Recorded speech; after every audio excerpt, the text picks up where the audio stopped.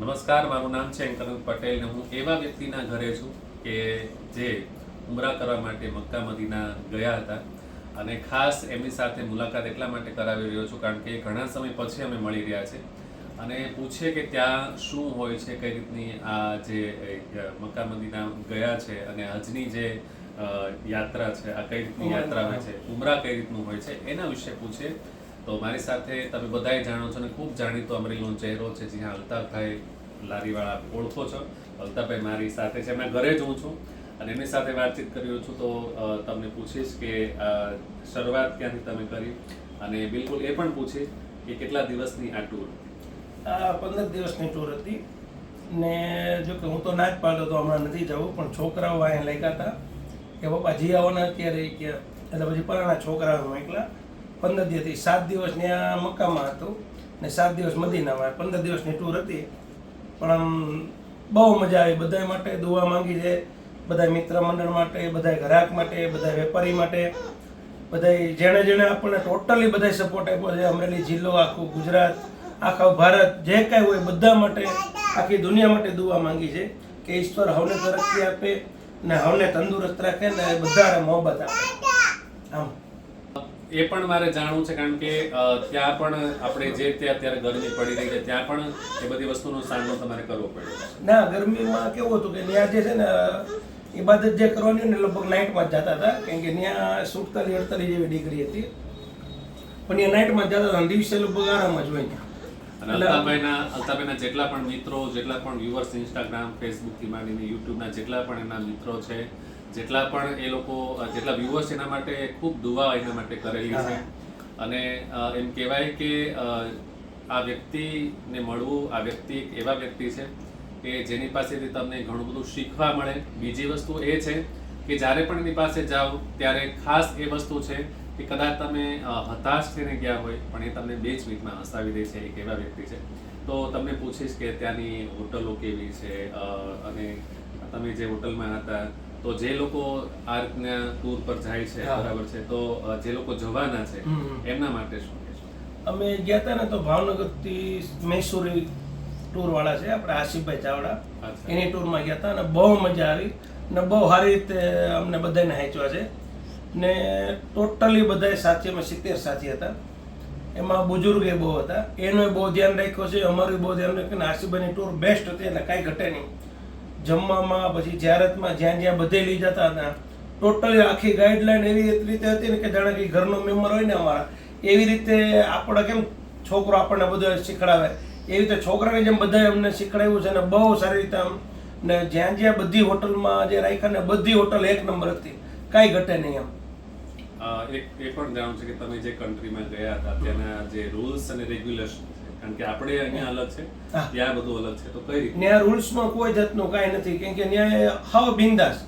કેમ કે એક જ વસ્તુ, તમારે દિવસે જ્યારે જ કરવા જવું હોય તોય વાંધો નહીં, રાતે જવું હોય તોય કોઈ જાતનું બિંદાસ, કોઈ જાતનું તમને રોકટોક કોઈ જાતનું નહીં.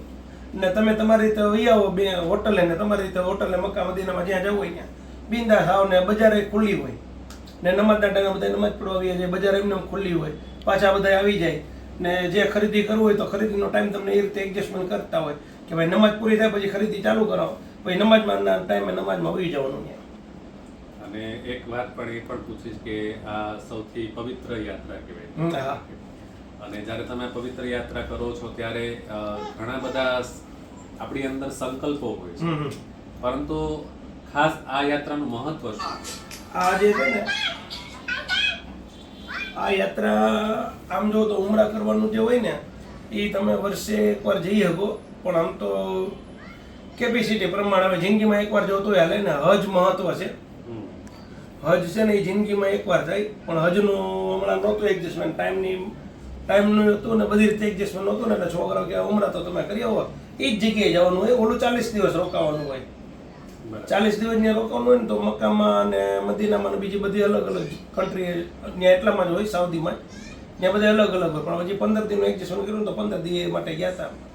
બહુ મજા આવી, આમ કાંઈ ઘટે જ નહીં. અને ત્યાં કઈ કઈ વસ્તુ એવી છે કે જે ખરેખર લેવા જેવી વસ્તુ, જેમ કે ત્યાંનું ખજૂર છે, ત્યાંની વસ્તુ તમે? ત્યાંમાં ખજૂર બહુ બેસ્ટ, સારામાં સારું.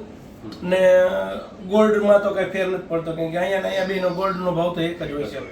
ને ત્યાંનું ગોલ્ડ જે આવે ને બહુ ચમકવાળું હોય એટલે આપણને બહુ સારું લાગે, પણ ત્યાં ભાવમાં કાંઈ ડિફરન્સ છે નહીં. ત્યાં એ જ ભાવ હતો 65-70 ને અહીંયા 65-70, એમાં કાંઈ ફેર ન હોય.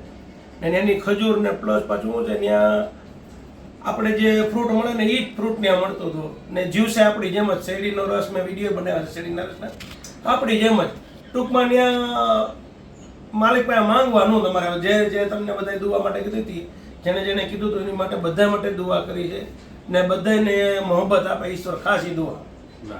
અને એક નાનો એવો સવાલ છેલ્લે પૂછીશ કે તમારે આટલી બધી જે તમારી જીવનની શરૂઆત થઈ, નાની શરૂઆતથી લઈને મોટી શરૂઆત, અને આજે બધા લોકો લગભગ અમરેલીના ટોટલી લોકો તમને ઓળખે છે.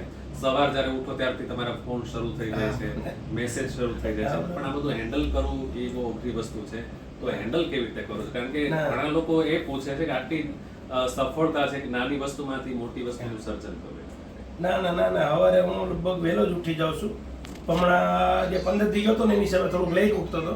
બાકી સવારે 9 વાગે 8:30-9 ઉઠી જાઉં ને બધાના દુઆ અને બધા ગ્રાહકના આશીર્વાદ મિત્ર મંડળથી, એનાથી જ ફોનમાં વ્યવસ્થિત જવાબ દેવાના. બધા મિત્ર મંડળ આરે ક્યારેક ફોન સાયલેન્ટ હતો ન ઉપડે, બાકી બધાના ફોન ઉપર વ્યવસ્થિત બધાને વાતચીત કરવાની, ને બધાની દુઆથી જ આપણે આગળ આવ્યા છીએ. અને આવી બધી દુઆઓ છે, તમારી દુઆ પણ અલ્તાફભાઈ સાથે રહે, એમના પરિવાર સાથે રહે. અને હું તો જ્યારે પણ મળું છું ત્યારે હંમેશા કંઈક એની પાસેથી પોઝિટિવ વસ્તુ લઈને જાઉં છું. અને જીવનની અંદર કેમ રહેવું, કારણ કે પરિવાર, હું એના પરિવાર સાથે પણ આજે મળ્યો છું, એના પરિવારને પણ જોઉં છું. તો એક પરિવારની સાથે કેમ રહેવું જોઈએ, બધાને કેવી રીતે ભેગા રાખવા જોઈએ, એના પરિવાર પાસેથી પ્રેરણા લેવી જોઈએ. શું કહેશો? ના, એ તો હવે બધાની દુઆ જે છે એમાં કંઈ ઘટે જ નહીં. ને મારા જે ફેમિલી જે છે, 2 છોકરાઓ મારા ઘરના, મારા 2 છોકરાઓને જે દીકરી માનીને જ લઈ આવ્યો છું. બહુ માનતો જ નથી. અજીમના ઘરના ને અબુના ઘરના, અબુના મેરેજ થયા, 2ને દીકરી માનીને જ લઈ આવ્યો છું. ને અમે બધા એવી રીતે રહીએ છીએ ને કે વાત જ જવા દો. બધા એમ કેમ ઘરના મોહબ્બત જ, મીઠાશથી જ રહેવાનું, બધા મીઠાશથી જ રહેવાનું. ટૂંકમાં આ પ્રેરણા બધા પરિવારે લેવા જોઈએ, કારણ કે જેમ પ્રેમ હશે એમ રહેવાની મજા આવશે. કોઈ પણ સમસ્યાનું સોલ્યુશન પણ એની અંદર જ આવે. પણ અત્યારે જેટલા પરિવાર આ બધા વિડીયો તમારા સુધી પહોંચવાના છે, તો રહેવું કેમ જોઈએ પરિવારની સાથે, અને બીજા લોકો સાથે પણ બહાર જાઓ છો ત્યારે કેવી રીતે રહેવું જોઈએ, એ આ વ્યક્તિમાંથી શીખવા જેવું છે. જી હા, આ તો એકદમ નાનો એટલા માટે ઇન્ટરવ્યુ વિડીયો હતો કારણ કે મારે એને પૂછવા હતા ઘણા બધા સવાલો, પણ તમારા સુધી પણ એ વસ્તુ પહોંચે, ટૂર કઈ રીતની હોય છે, ત્યાં કઈ રીતનું હોય છે, આ બધી વસ્તુ તમારા સુધી પહોંચે એ માટેના વિડીયો હતો.